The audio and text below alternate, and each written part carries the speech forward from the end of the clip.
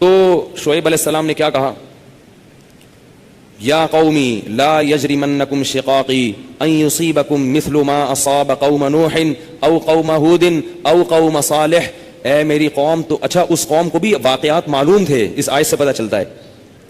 اے میری قوم ایسا نہ ہو کہ جو عذاب نوح علیہ السلام کی قوم پہ آیا جس کا تمہیں پتہ ہے, یا جو عذاب قوم ہود پر آیا, یا جو عذاب قوم صالح پر آیا, ایسا نہ ہو کہ وہی تم پر بھی آ جائے.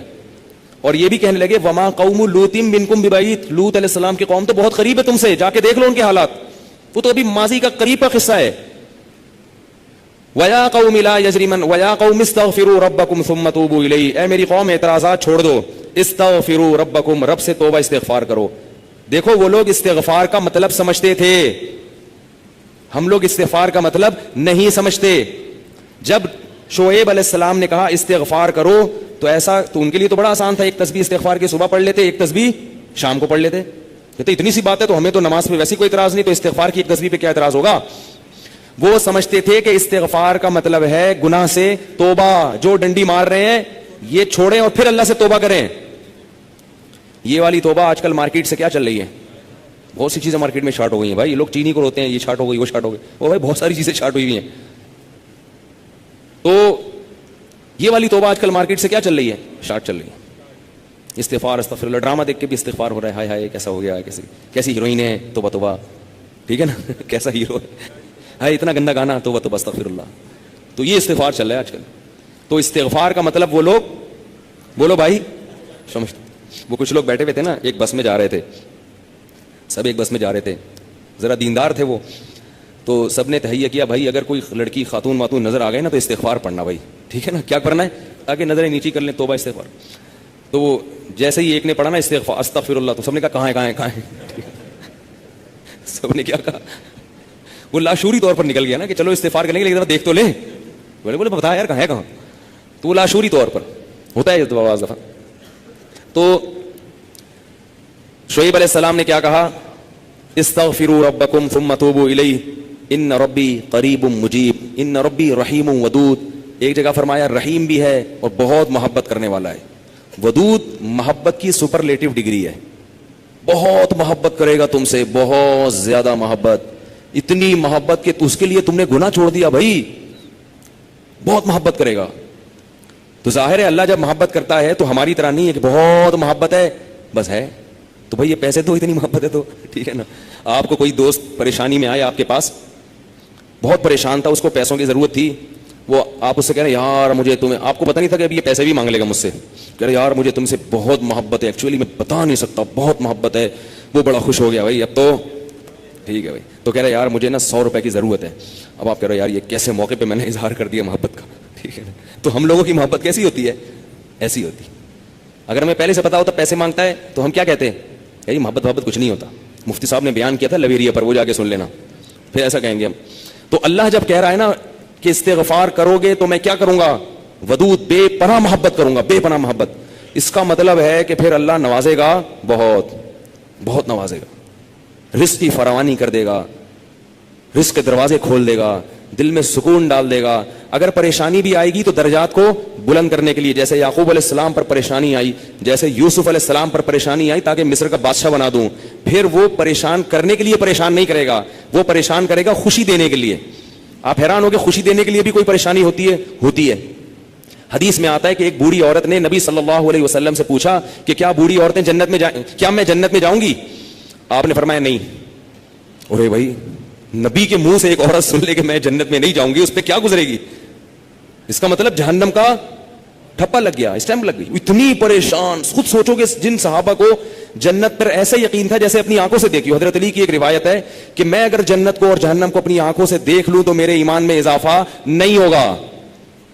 تو جن لوگوں کا ایمان ایسا ہو نبی پر, ایک ایک بات پر, وہ نبی کے منہ سے سن لیں کہ میں جنت میں نہیں جاؤں گی تو اس پہ قیامت نہیں آ گئی ہوگی. رونے لگی, پریشان ہو گئی. کچھ دیر میں نبی نے فرمایا کہ جاؤ گی جوان ہو کے.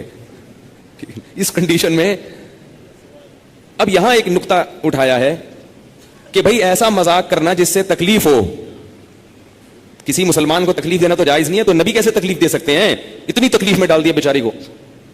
تو اس کا جواب یہی ہے کہ بعض دفعہ تکلیف کسی بہت بڑی خوشی کا پیش خیمہ ہوتی ہے. نہیں آئی بات؟ اگر پہلے تکلیف میں نہ ڈالا جاتا تو بعد میں جو اس کو راحت ہوئی ہے نا, وہ راحت نہ ہوتی, وہ خوشی نہ ہوتی. اس خوشی تک پہنچانے کے لیے پہلے تھوڑا سا تنگ کرنا ضروری ہے, ورنہ وہ خوشی نہ ہوتی.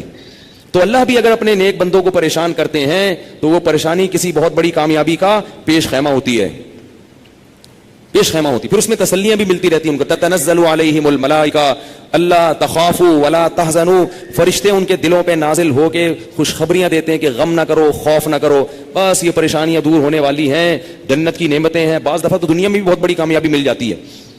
تو اب وہ اچھا یہ بات مسئلہ ذہن میں رکھو کہ اللہ ودود ہے, محبت کرتا ہے اپنے بندوں سے بے پناہ, رحیم ہے, غفور ہے. یہ بہت بڑی غلط فہمی ہے کہ گناہگاروں کے لیے بھی ہے. نہ نہ نہ نہ, گناہگاروں کے لیے نہیں ہے. جو گناہ سے توبہ کرنے والے ہوں ان کے لیے. ہمارے ہاں بعض خطیب اللہ کی رحمت کو ایسے بیان کرتے ہیں کہ گناہگار سمجھتا ہے کہ اللہ مجھ سے بھی بہت زیادہ محبت کرتے ہیں, حالانکہ وہ کبیرہ علانیہ گناہوں کا مجموعہ ہوتا ہے. وہ آدمی گناہوں سے اللہ کبھی بھی محبت نہیں کرتے, تو گناہگار سے کیسے محبت کریں گے؟ جو گناہ سے بچنے کی کوشش میں لگ جائے, بے شک نہ چھوٹے ہوں لیکن بچنا چاہتا ہے, اس سے بھی اللہ محبت کرتے ہیں. علماء لکھتے ہیں گناہ نہ بھی چھوٹے ہوں لیکن چھوڑنا چاہ رہا ہے, لائن پہ آنا چاہ رہا ہے, تو اللہ اس سے بھی محبت کرتے ہیں. اس کے لیے وسائل پیدا کرتے ہیں, اسباب کے آ جائے. جو نہیں چاہتا اس سے اللہ محبت نہیں کرتے. اللہ اس کے لیے غفور اور رحیم نہیں ہے. اللہ یہ کہ قانون یہ ہے, اللہ اپنی رحمت سے کسی کو بخش دے تو ایک الگ بات ہے, قانون یہ نہیں ہے.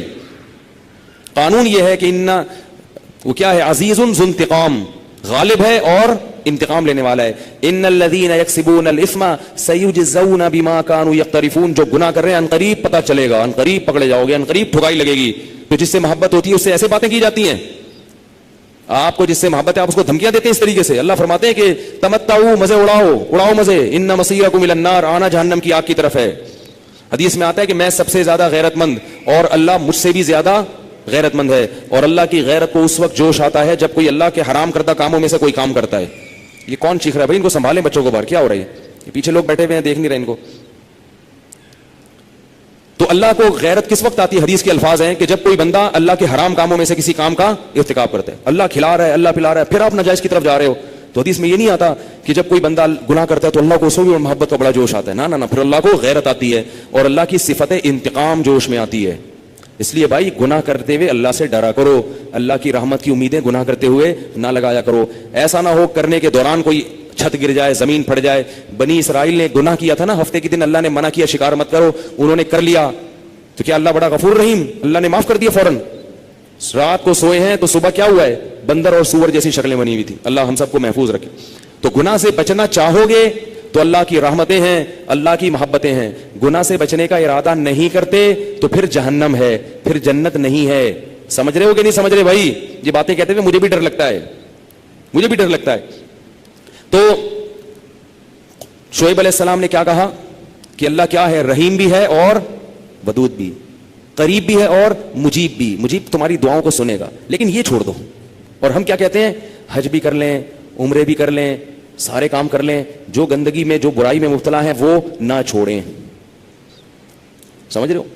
ہمارے حضرت فرمایا کرتے تھے کہ کبھی کسی پیغمبر نے یہ اپنی قوم کو نہیں کہا کہ تم تہجد نہیں پڑھو گے تو اللہ کا عذاب آ جائے گا, تم اشراق نہیں پڑھو گے تو اللہ کا عذاب آ جائے گا, تم عمرہ نہیں کرو گے تو اللہ کا عذاب آ جائے گا, تم حج نہیں کرو گے نفلی حج تو اللہ کا عذاب آ جائے گا. کبھی بھی نہیں کہا. کیا کہا ہے؟ شرک چھوڑ دو, قطع رحمی چھوڑ دو, رشتہ داری توڑنا چھوڑ دو, اور کیا, ناپ تول میں کمی چھوڑ دو, لڑکوں سے بدفعلی چھوڑ دو, زنا چھوڑ دو. سمجھ رہے ہو؟ سود لینا چھوڑ دو, ورنہ اللہ کے اعلان جنگ ہے تمہارے خلاف. سودی بینک میں جاب کرنا چھوڑ دو, کیونکہ نبی نے فرمایا سود لینے دینے والا لکھنے والا بھی ویسا ہی ہے. آپ مینیجر بن کے بیٹھے ہوئے ہیں بینک میں باقاعدہ, لیکن عمرے ہو رہے ہیں, نفلی حج بھی ہو رہے ہیں, گناہ نہیں. عمرے کی اپنی حیثیت ہے, بہت بڑی عبادت ہے عمرہ, خاص طور پہ رمضان میں عمرہ تو حج کے برابر ہے, ایک روایت میں آتا ہے, بہت فضیلت ہے. لیکن یہ عمرہ آپ کو اللہ کے عذاب سے نہیں بچا سکتا جب تک اپنی ناجائز کاموں کو نہیں چھوڑو.